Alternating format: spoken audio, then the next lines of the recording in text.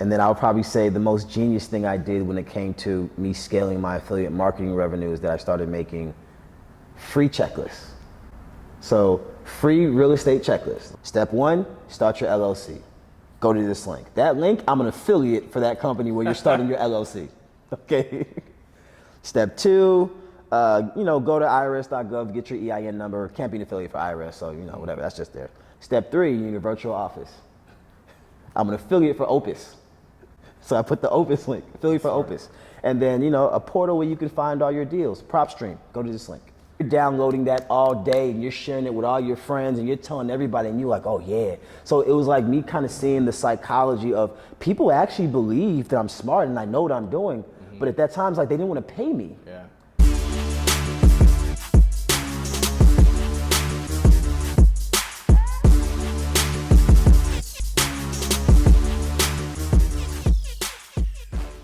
This is the Oglesby and Scott Show. My name is Charles Oglesby, also known as Todd Millionaire, founder and director of the Todd Capital Investment Club, also the Todd Capital Options Community and the best-selling Options on Demand course. Thank you guys all for tuning in. This is a special edition of the podcast because now we're doing it live. We're taking it to YouTube. We're expanding that brand. You guys have seen it from the beginning. If people have been rocking with me, they've been seeing since we started out with that cell phone on the MacBook Air, recording on speakerphone. And speaking of the beginning days, we're bringing it back to one of our early guests, Tosin Oduwole. He is a real estate investor and entrepreneur. He can definitely give himself a better introduction than I can.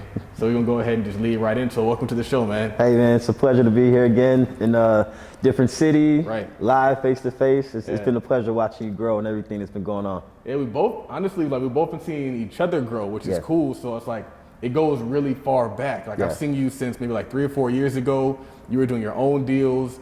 You started out with the restaurant and a bar, right? Yeah. Can you talk to the people about that experience? Yeah, so I actually started wholesaling real estate in like 2014 when I was kind of learning how to do that. Wasn't really any good at it. I think my first deal took me like a year and a half to like find and like get it done right.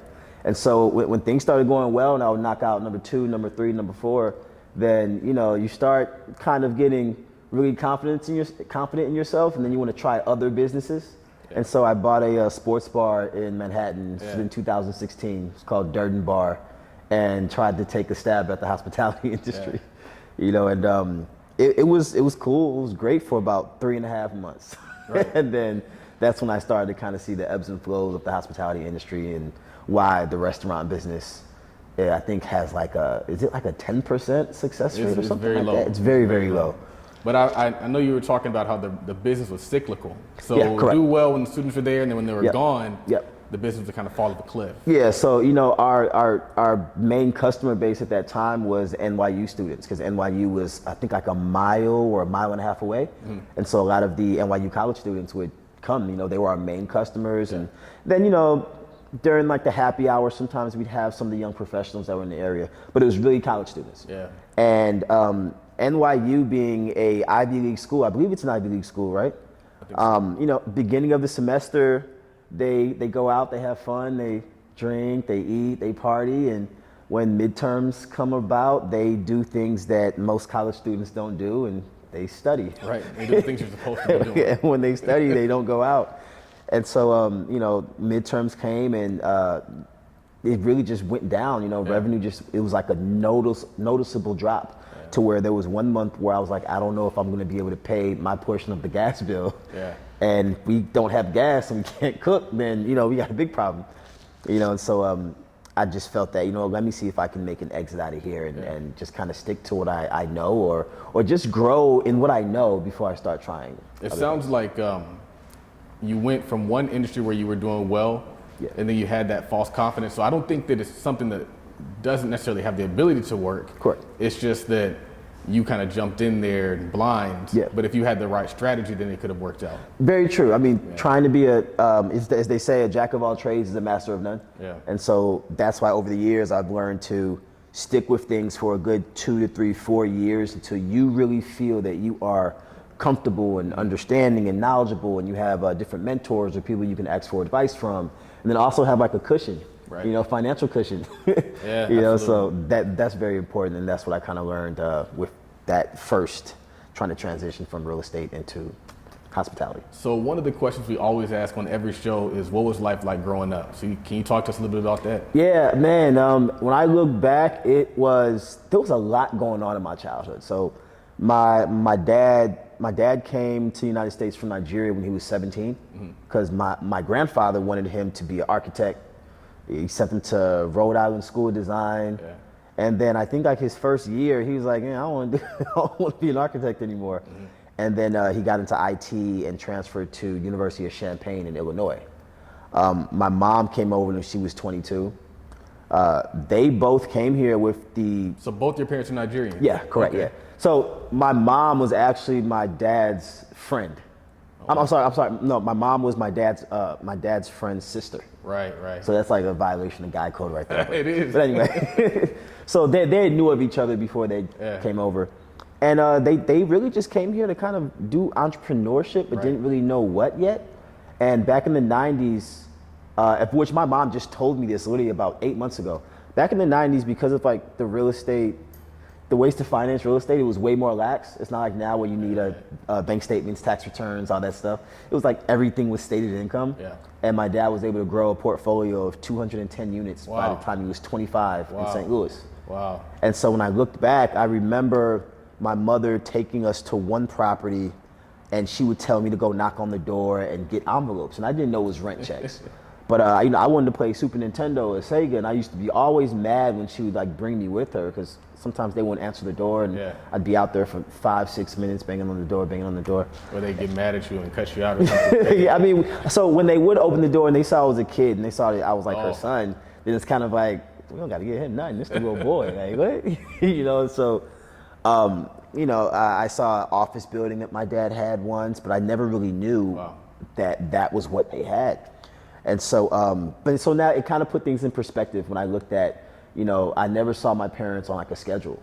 Right. Where it was like, they're leaving at 9 a.m. and then they're coming back at this time. Yeah. I never really saw that. And a lot of times when my mom would want to do, like move things around the house and move furniture around the house, she would just tell me like, okay, you're not going to school today. And then I'd have to help her like lay carpet in the living room. And I'm like, man, I'd rather be at school. Right.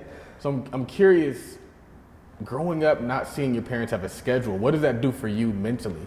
I mean, in the moment, it didn't do anything because I didn't know what was going on. I was just a kid. But as you get older and you start seeing that you now have a schedule and you are like, when I got my first job and it's like, oh, I got an 8-hour shift, 40 hours a week. And I was like, what's going on? And then that's when me and my mother started really getting really close, and she started telling me about, how they took care of us and things of that nature. And I ended up going to work for my mom. Really? Yeah, my mom, she started a adult daycare facility in St. Louis, Missouri. She started in 2001, but I didn't start working for her until my freshman year of college. Okay.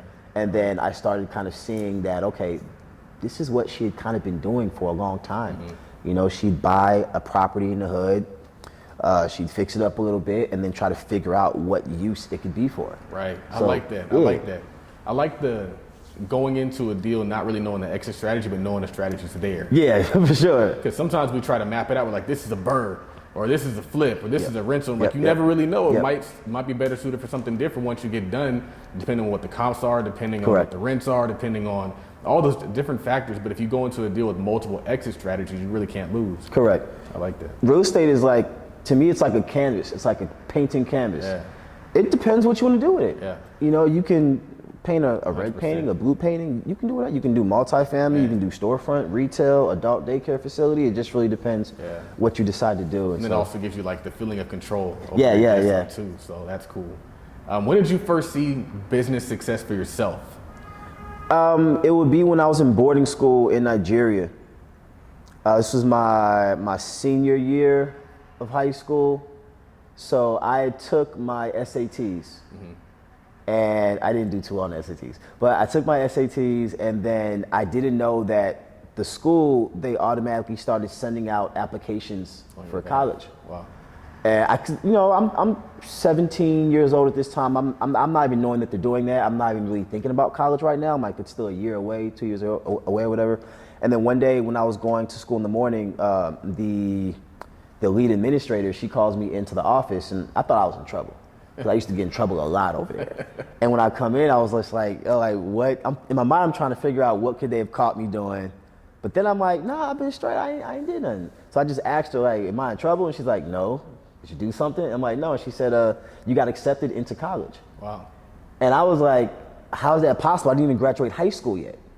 So I didn't even know how that was possible. And she had an acceptance letter, and I got accepted. This is in Nigeria? Yeah, in Nigeria. Okay. But they sent out college applications for American schools, because I was coming back here after graduating. Do they do that for everybody or just for people who were born in America? I really don't know. Okay. I really don't know, because I know when we were doing the SATs, they would take us in groups of like 4 or 5. It wasn't like we all went together. Yeah. So maybe the group that I went with, maybe we were the students that were going to be going to college here in the States. Makes sense, yeah. And so she told me that, and I just thought about it for a while, and I was like, if I'm already accepted into college, I'm not going to class anymore. Yeah. And so I would just go back in the dorms in my senior year of high school. I didn't go to class. Mm-hmm. And so that's when I found the book called Rich Dad Poor Dad. Right. And so it was really, that may have been like my 3rd or 4th book that I'd ever read in my life. And it was just something to kind of just pass the time. I wasn't really saying I wanted to be a real estate person. That book was just somewhere in the dorm, and I just picked it up and read it. Mm-hmm. And then I saw that there was the series, the Cash Flow Quadrant. And I just went into that rabbit hole of those first, I think 3 or 4 books that was in that series. And then I started looking for other books that were related to real estate. And that year, I was like, yo, when I go back to America, I'm gonna get into real estate, or I'm gonna, try to see what I can do in real estate. Mm-hmm. And then, that was kind of what happened. And knowing that my parents had kind of dibbled and dabbled, I didn't know to the extent. So I felt like I may have had, a little bit of advice, or somebody that could help me with it, look to it. At that time, my mother and father were still very much taking care of me, and still very much kind of showing me how to move in the world. Are you an only child? No, I got 5 brothers with 6 boys. Wow. Yeah. Are they in the States? Yeah, all of them. All of my brothers were born and raised here. I'm the only one that they sent over, so I was there by myself. That's cool. So the business success, what did that look like? What was that business? You talking about the first time? The first time you achieved that big check, the memorable check. Oh yeah, that was life-changing check. Oh yeah, that was maybe 10 or 11 years after I came back. Was that a wholesale deal, or was that something? It was a wholesale deal, yeah. And how did you find that deal? How did that? I found that deal. Okay, that property was in Bergen County, New Jersey. I think I was driving for dollars. I was just driving through it was in Inglewood, New Jersey. Okay. And I was just driving through this neighborhood, and then when I got to this block, I'm driving past and I see there's this wall, big wall. And I'm driving and the wall keeps going. And I'm driving down the whole block and the wall keeps going. I'm like, what's behind there? And it was a really big house on, I think, 8 acres. And so I looked at it, I said, man, it looked like a haunted house. It looked like it wasn't even like completed.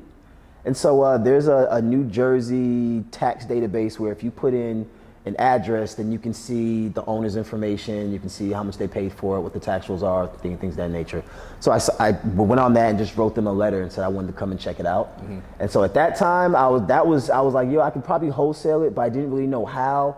I knew it was gonna have to be like a JV, but I was like, I've done, the single family homes in East Orange and in Maplewood, and I want something bigger. I want to try something bigger. And so I just went about trying to wholesale that the same way.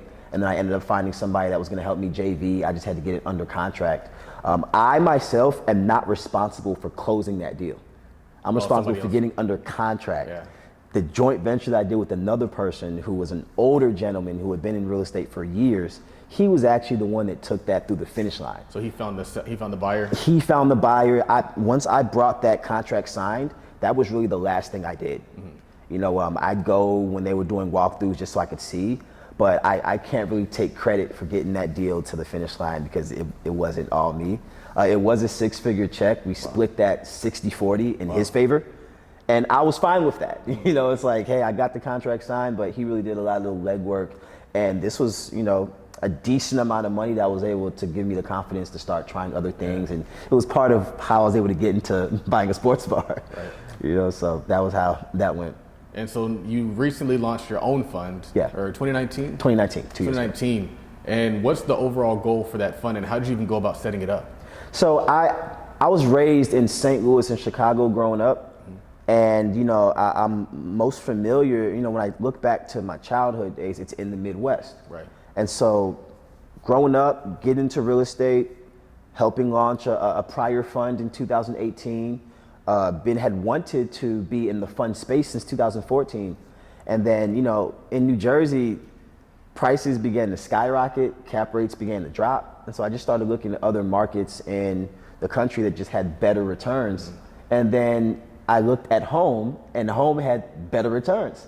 And so the biggest thing about home is that I wanted to, you know, I wanted to have Chicago and St. Louis look like New Jersey, to have as much activity and for there to be things going on there that are happening on the East Coast. And I also, of course, wanted to do an inclusive capitalism type of thing, to where it's not just I'm going in there to make money, but I'm going in there to actually do something that's going to help the economy, help people with jobs, things of that nature. So I have a lot of questions on that. The first one is, I've been hearing a lot of people talking about St. Louis. Yeah. Outside of the returns, what's the draw? Because I know what drew me to Detroit was the other things going on in Detroit. Yeah. So they just, like, if you look at downtown Detroit, new baseball stadium, new football stadium, new basketball stadium, new skyscrapers going up. It's just overly correct. The whole landscape has changed. In St. Louis, what do you see there? So this is the thing. There's two types of growth. There's the growth like what you're talking about, to where there's a huge influx of capital and things are being changed. And then there's stability. St. Louis has stability. I like it. I know you're an investor in Boeing. The headquarters is in St. Louis. You drove past it every day. Yeah. So when it comes to jobs, when it comes to, and then when it comes to also a lot of truck drivers, they probably know this. When you're driving loads from the East Coast to the West Coast, you got to go through I-70. That cuts through St. Louis. St. Louis was always the trading, I forget the word. It was the part to where you go from east to west. It's called the gateway to the west. That's why we have the arch. The arch, right? Yeah, the gateway to the west. So there's always been just stability in jobs and in housing and things of that nature. Even during the crash, things did pick a little bit, but it was not crazy. You know, during the 08, 09 crash, we're watching the news, looking at the rest of the country like, man, it's bad in Florida. It's bad in Nevada. Oh, it's terrible in New York. California. But in California, but in St. Louis, it's fine. Yeah.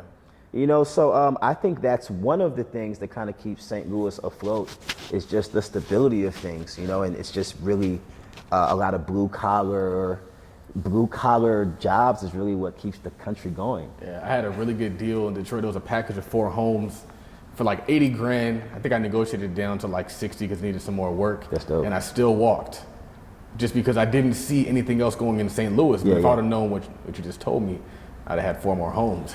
And then now, you know, and so there is a lot of development that's happening in the downtown. So our downtown looks completely different now. It's You guys ridiculous. have the Cardinals there. Cardinals. We had the Rams till LA came and got them back, right. but we bought them from LA. Okay. And then LA got them back. St. Louis is definitely a baseball city, and hockey. Louisville St. Louis Slugger. Blues. No, that's a different Louisville, Louis? Kentucky. Oh, there we go. So it's interesting that you said that you helped another fund launch, and that's kind of what gave you the ability and maybe the confidence to launch your own. And that's why I tell people a lot of times, like sometimes helping other people is going to help you get to where you need to go. Now you got your own thing. 100%. So what does the logistics of setting up a fund look like? So that was what I knew I didn't know in the beginning. And so I think I've told the story before, is that when I was in New Jersey, I would email mutual funds, hedge funds, private equity funds, anyone in New York, and just say, is there someone I can talk to that could give me some advice, or you know, give me some type of knowledge on how to do this, right? Sent out hundreds of emails. Yeah. Never got a response. I did get a response from one person at a company called the Prodigy Network, which they're a real estate fund that started in Columbia, then they relaunched in Miami, then decided they wanted to focus on New York City. I think their principal founder, Gian, I forget his last name, but he sent me a message on Snapchat one time. And I was so confused at how he found my Snapchat, and he told me to come into his office and he'd answer any questions I wanted to know, and he'd break down the entire thing from A to B. Wow. And so I went out to New York, and he did that, and he allowed me to record that meeting. And so I told him, I said, hey, you know, as I'm listening to what he's saying, I know I don't have the funds to start this. I know I don't have the manpower, but I knew somebody that did. And so I said, hey, I have a partner. Can I come back with him and we do this again and you run through this whole thing again? He says, yeah, sure.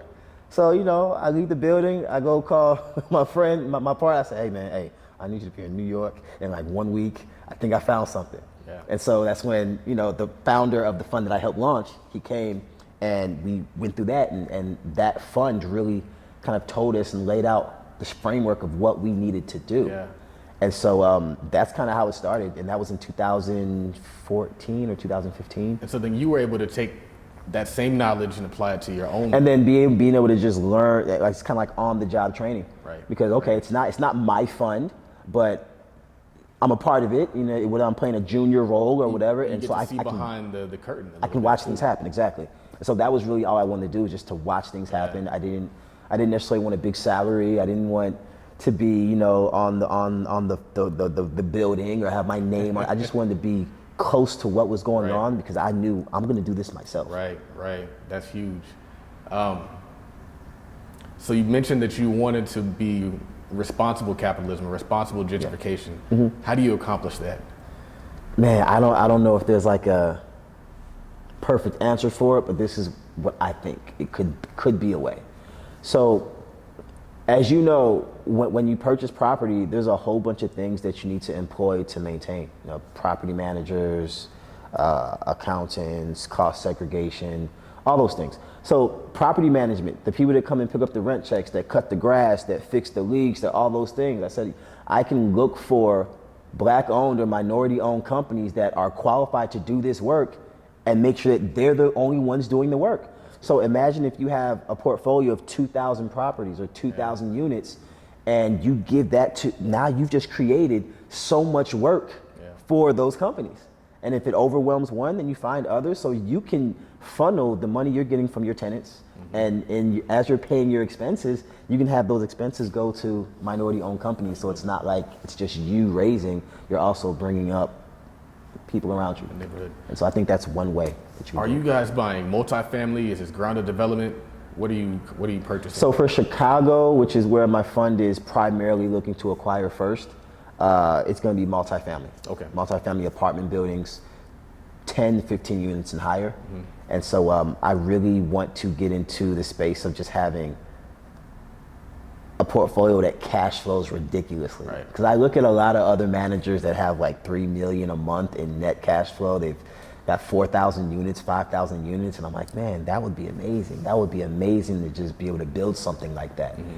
And I'm willing to take time, a lot of time, to make sure I learn the proper way to do that. Yeah. You know, it's more of like I'm in it for the long term, the long game. And so that's my main goal. However, I did buy a 22 unit about 6 months ago in Alabama with a partner. Mm-hmm. Alabama, I never thought to buy in Alabama, but my partner, Ramon Tukes, he said, Tosin, man, we got a deal out here.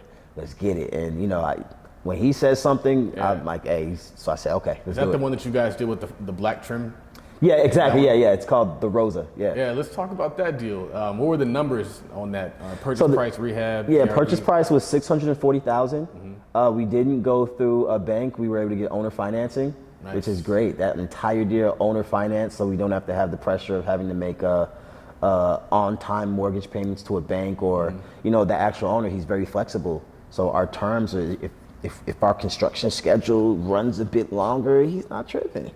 Right. You know, and so seller finance, and then you guys just funded the construction part. So yeah, we funded the construction part. So we raised that from other partners. So that was done more like a syndication. Okay. So we looked for different people, our friends, family, people that we know, and said, hey, you know, for X amount of dollars, we'll give you 1.5% equity, 2% equity in the building, and that's forever equity. They want to sell it, they can. If they want to keep it, if we ever decide to sell the property, they'll get their 1.5%, 2%, or whatever equity that they've bought into. They'll get that prorated, or they get that ratio in the sales price. So is that like a GPLP type thing, or they're limited partners, or?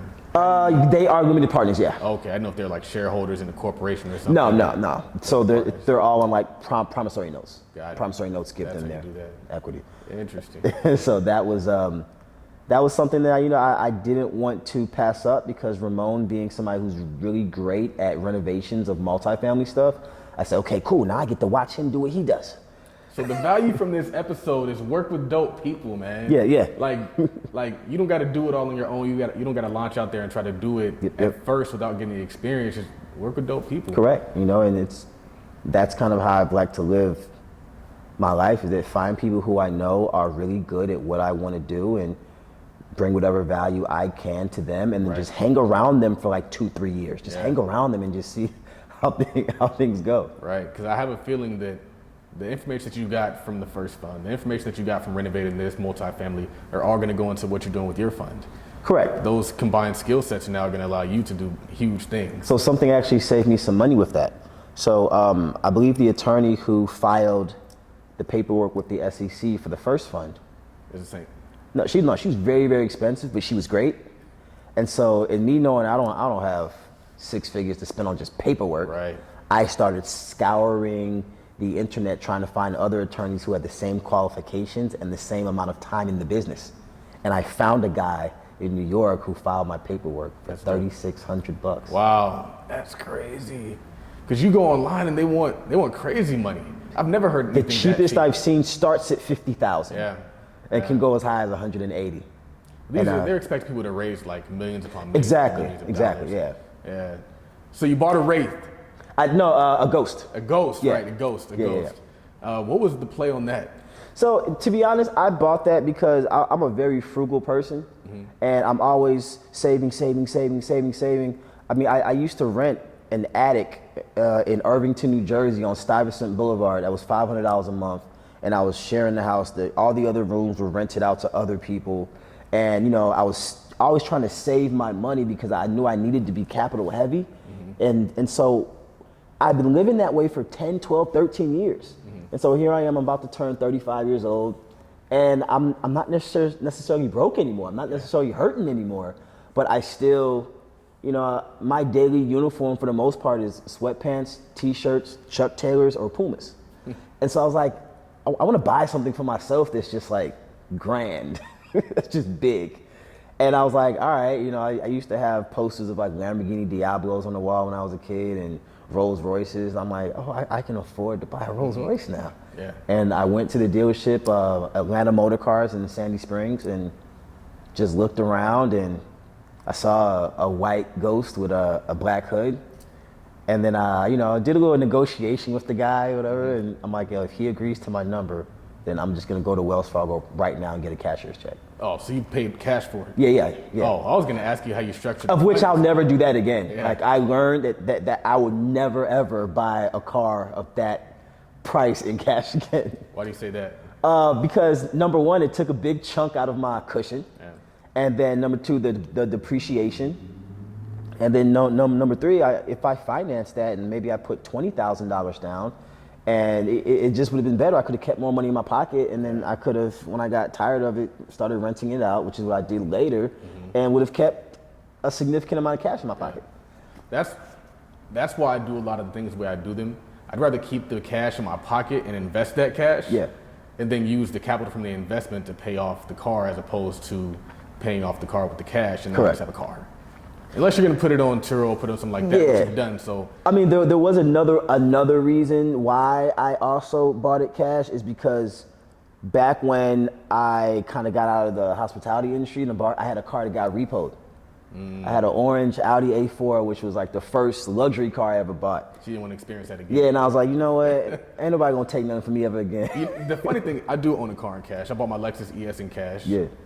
But I mean, although I think it still might have been smart to buy it in cash, because the same thing. I never want to be without a car. I never want to be. And then also, when you look at the numbers on financing, sometimes you can pay twice what the car costs. Yeah, over the length of the loan. Yeah. And so I think that was a part of the reason why I paid for it in cash. But there's still, I mean, once you have that cushion, once you have that house, once you have the car, you can start to leverage some things. Yeah. So it's like you have to kind of establish that base of security. I never want to be homeless. I never want to be carless. But after I do that, then I can take a little bit of risk and I can leverage it. Exactly. Yeah. On Turo, then I just bought a BMW M850, which as soon as my registration tags come back, that's nice. I'm just starting off with those two cars. Yeah. I have two cars here in Atlanta, but I let my friends borrow them. But I made take those back and add those to the fleet. But yeah, just trying to start small. And again, when it comes to the Turo and the car renting thing, I learned that from Matty J.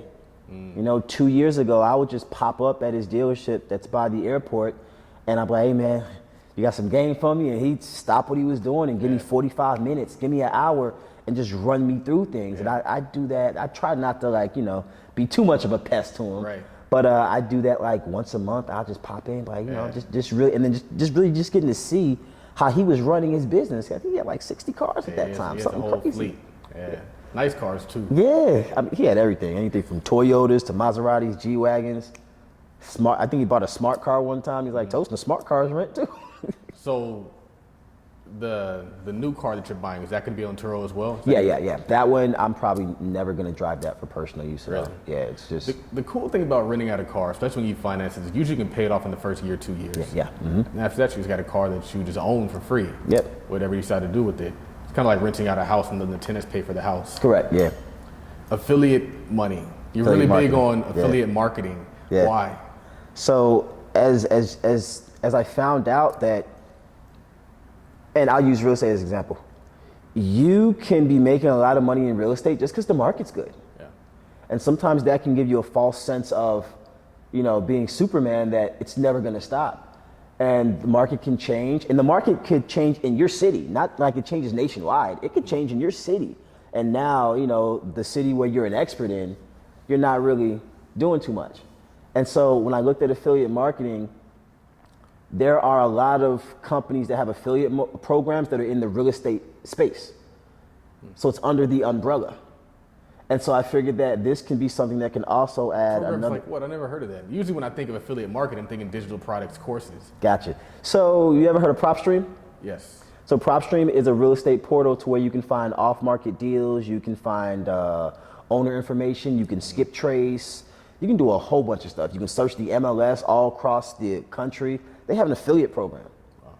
So I found out about them because, I was speaking to foreclosure.com about the real estate school that I was working for, becoming an affiliate for them. So we worked out a deal, a sweet deal, 50% split. And then when I got off the phone with them, my phone rings and it's PropStream. And I never heard of the company before, didn't know that they knew me. I'm thinking maybe somebody at Foreclosure just told them something and they called me. And no, they just didn't know about each other. And so with PropStream, they paid me, so it's a monthly subscription, right? $97 a month. Mm-hmm. It's not cheap, I have it. Yeah, exactly, yeah. So anyone who goes through my affiliate link, I get a portion of that every single month for as long as they're a paying customer.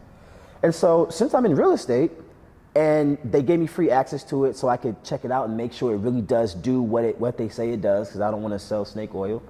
And when I saw that this thing is really powerful, I started pushing it to everybody, whoever asks me any question about real estate, how to find a deal, how to skip trace, how to run comps. I said, PropStream. But use this link right here though.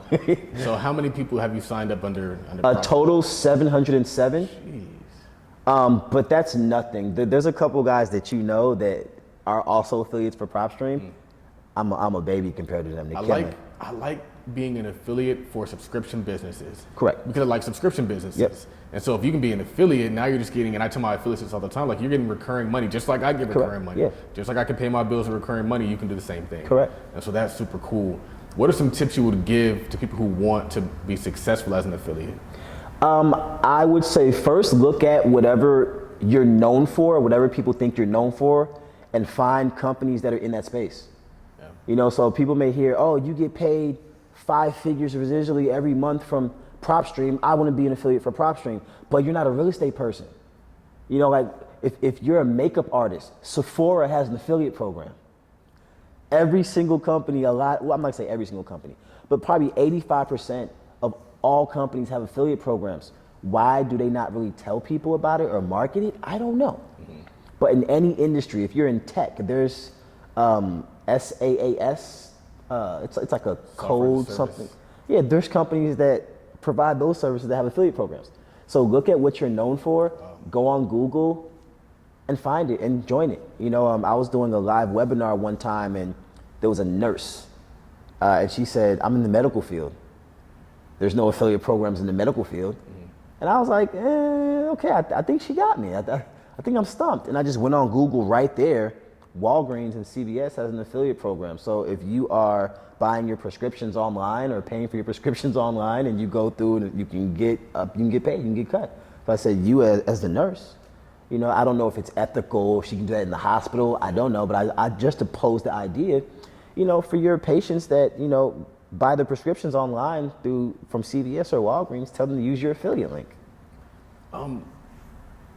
How do you go about finding the companies to affiliate for? Or actually, no, that's not the question I want to ask you. I wanted to ask you, when you're marketing, how do you reach people at scale? So is this like email blasts, is this tweet blasts? How are you marketing? Yeah. So you can do all those. What really helped me in the beginning was doing like free conference calls where I would just let people hop on so you can go to freeconferencecall.com, get a phone number, and then now you just have to put the work in of putting the number online and telling people, hey, Thursday at 8 p.m., free call. I'm gonna be talking about real estate, answering all your questions, ask me whatever you wanna do. The consistency of doing that for like 4, 5, 6 weeks, now you have 70 people on the call. Yeah. You can do the same thing with webinars too. Correct, yeah. Just say, hey, I'm doing a webinar. You're going to talk about the product or service, or talk about just the industry, and then say, hey, check out PropStream. Hey, check out this, because you're going to get questions that are going to be a lot of questions. Yeah. And then I'll probably say the most genius thing I did when it came to me scaling my affiliate marketing revenue is that I started making free checklists. So free real estate checklist. Right. This real estate checklist is all the things you need to do so that you are now able to jump out and become a real estate investor. Right. Step 1, start your LLC. Go to this link. That link, I'm an affiliate for that company where you're starting your LLC. Okay. Step 2, go to irs.gov, get your EIN number. Can't be an affiliate for IRS, so whatever. That's just there. Step 3, you need a virtual office. I'm an affiliate for Opus, so I put the Opus link. Affiliate for Opus, and then a portal where you can find all your deals. PropStream. Go to this link. Yeah. And so that free checklist, what I saw is that I could be a consultant, right? And I'm consulting people on real estate, and my fee is $10,000. And you may truly know and believe that I have the knowledge to help you, but you don't want to pay me 10 grand. But I have a free real estate checklist. You're downloading that all day, and you're sharing it with all your friends, and you're telling everybody, and you're like, oh yeah. So it was like me kind of seeing the psychology of people actually believe that I'm smart and I know what I'm doing, but at that time, it's like they didn't want to pay me. Yeah. And I'm like, man, I gotta find a way around this. Yeah. And so I just started doing that. So is this on like a landing page? You can upload. So what I did was I uploaded it to Dropbox and then just put it in my bio, put it in my link, and it was a free download. Wow. So you're not even. How are you going about capturing the information, like the email, the phone number? Yeah. So when they you're right. So when they become affiliates for those companies, or they buy the services, I get their emails and stuff. Okay. But at that time, there was no lead capture at that point. That's there was no lead capture at all. Because it's like the sky. When it's free, the sky's the limit. You can Correct. get as many leads as you want, and really what you're doing is capturing leads. Correct. It's a way to market your business without really marketing it. What I should have done is had that Dropbox links on a landing page where you got to put in your name and email. These days, that's what they do. They'll send you right to the landing page before you even get through it. It's like email, name, phone number. Then click. And as soon as you do that, text message, email. But I mean, I think what you're doing is probably, still is effective. For the time, because this was like 3 years ago, for the time I had to make do with what I knew. Right. And it's like, what you don't know. So I knew that, funnels and all that stuff was something I had no idea about. And so at that particular time, I just had to make do with what I knew and had to be creative enough to try to get as many people to download my free real estate checklist. And then I had a credit checklist as well. I'm affiliate for Identity IQ and all these other places. I feel like everybody should have a checklist. Everybody should have a free checklist. If you do taxes, what's your tax checklist? If you do, I'm even working on doing an options checklist. Yeah. So it's like, all right, this is free, just get it. And then now you're still building goodwill also. 100%. So yeah, you're getting your affiliate, you're getting your links out there, but you're also like, people are like, this guy's a cool dude. Yeah. He didn't even charge you for this stuff. Exactly, yeah. You're actually, and that's why I always look at things and say, is this snake oil? And I always have to give it a test run because I don't want anybody to say that I sold them a dream and made them pay for something that didn't help them. Yeah. And so I think I've successfully done that. I don't think, because I vet all those companies and I actually try to use them myself. I still use PropStream to this day. Yeah. So yeah, that was kind of how I went about that. I think it's the best site because it brings it all together. Before you had to go to one site for this, one Correct. site for that. Yep. They just bring it all together in the same room. So. I think they looked at the other competitors. I know Real Estate Worldwide, which was Kent Clothier's company. He was like the first portal that I knew of to where you could pull leads, like addresses, but you'd still have to go to like ListSource to get like phone numbers or names and batch IO. It's almost too easy. It feels like, is real estate supposed to be this easy through PropStream? Man. You can look at comps in there. It's like boom. To get comps before you had to go to the MLS, you got to put you have to actually know what you're doing. You click a tab, it does it. These are the comps. Yeah. You know, so. So before we wrap, you did write a book. Yes. Can you talk to us about that book? Yeah, the book is called Focus on the Fix. It's not really a business book. I do mention business things here and there for like examples, but it's more about dealing with problems. And so, since when I was 14, imagine the problems I had to deal with when my parents picked me up from one country and dropped me in another country by myself and leave me there for 5 years. Yeah.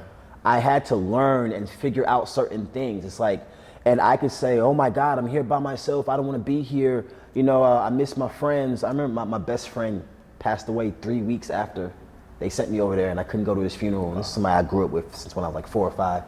And I always said to myself, you can wallow in the problem, but I don't want the pain of the problem. I want this to be over. Like I want the solution. And so I came up with this mantra of, okay, focus on the fix.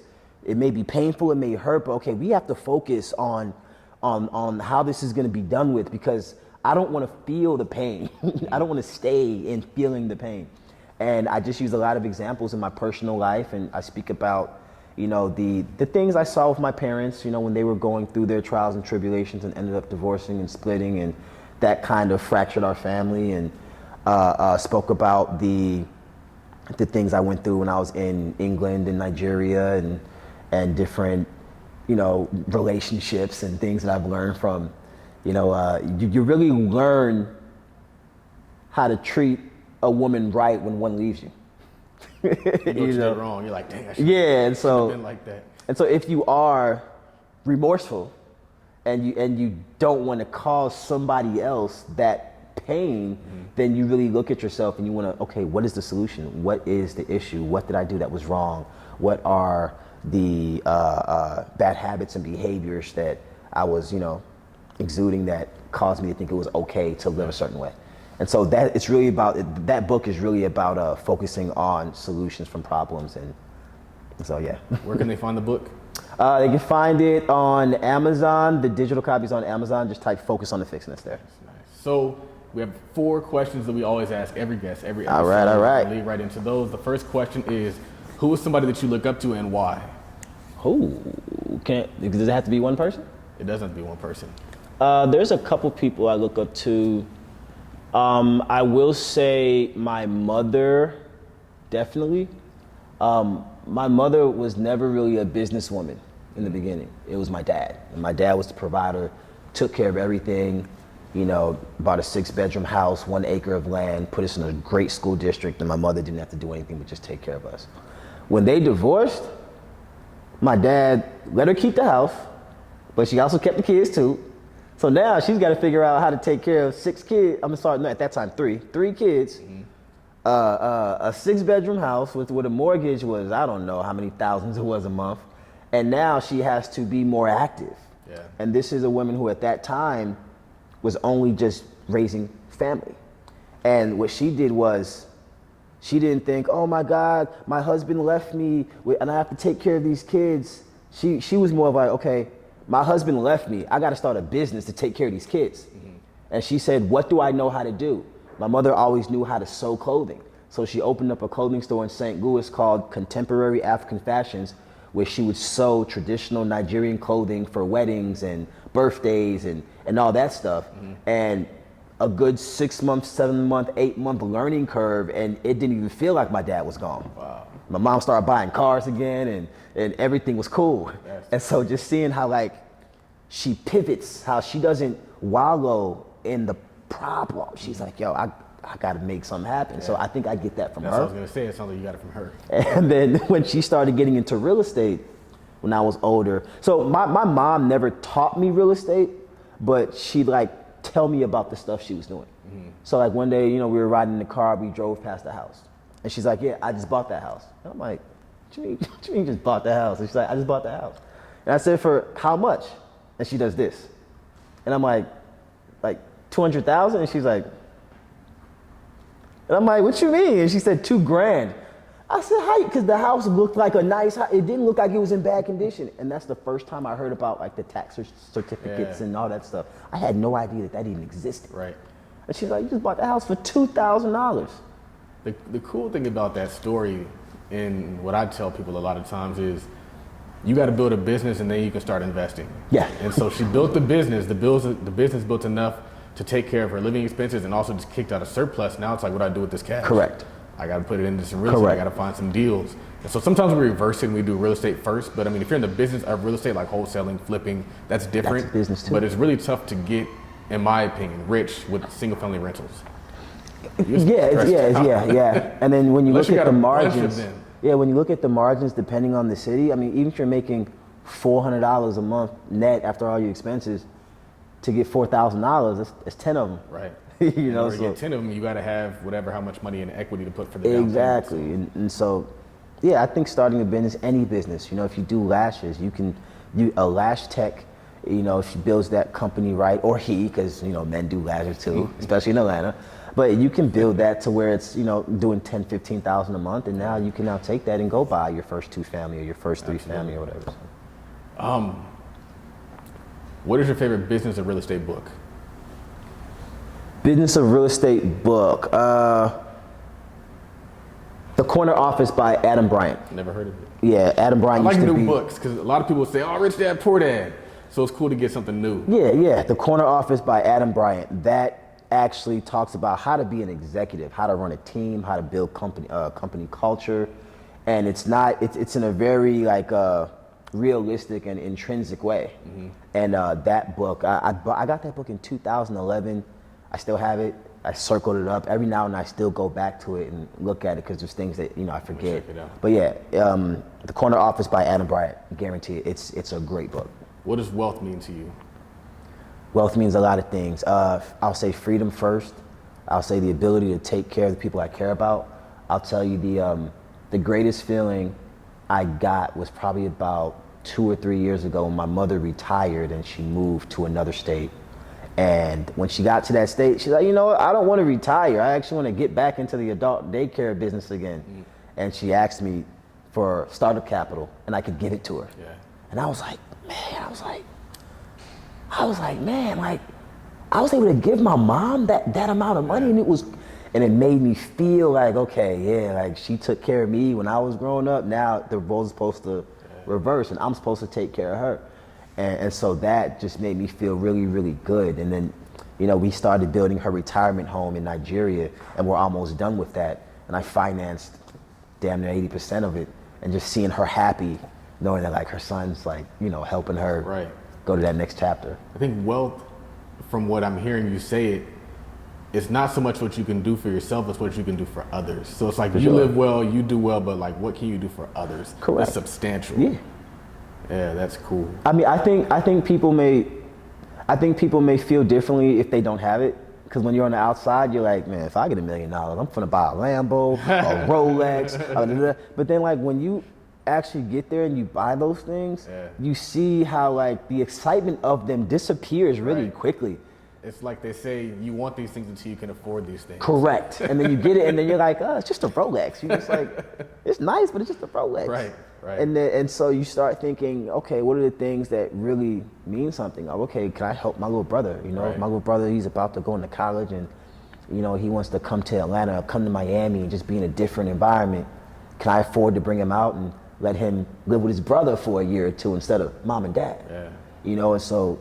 Yeah, just having the opportunity and the freedom to, be of assistance to the people that you care about or the people that may need you. Yeah. Last question is, what sets apart successful business owners and investors from those who give up, fail, and never get started?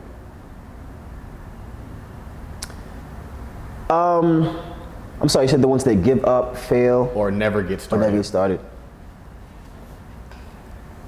So I would ask, people could give up for a number of reasons. somebody can give up because this wasn't even what they were supposed to do at all. Right, yeah. Like this is not your lane. You're trying to do this business because you see Todd doing it. Because you see Charles doing it. You see Erica doing it. And you like how they make it look. So you want to follow them, but it's not your thing. And then now you give 6 months, a year to it, and you're like, man, this thing, and you quit. Yeah. Or it could be that you're just defeated. I think the worst of those spots to be in is the person that never tries. Mm-hmm. Because like, if you never try, as they say, if you don't ask, the answer is always no. Right. If you never try, you never know if you could have been the Michael Jordan of that industry. Or not even the Michael Jordan. Maybe you was the Horace Grant. Horace Grant's still in the history books. Right. You know what I'm saying? So it's kind of like, if you never ever try, then, you kind of are forced to just settle for whatever you can easily grab. We can all grab stuff. Me and you could easily go into Wendy's and apply for a job and get that job. Like, I know I can do that. So. I'm unemployable these days. You know what I'm saying? But it's like, is that what you want to do? Right.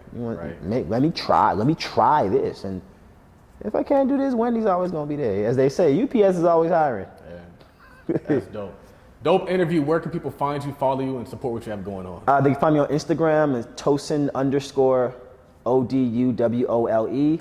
Or they can check out my website, my real estate fund website. It's bapunited.com. That's BAPunited.com.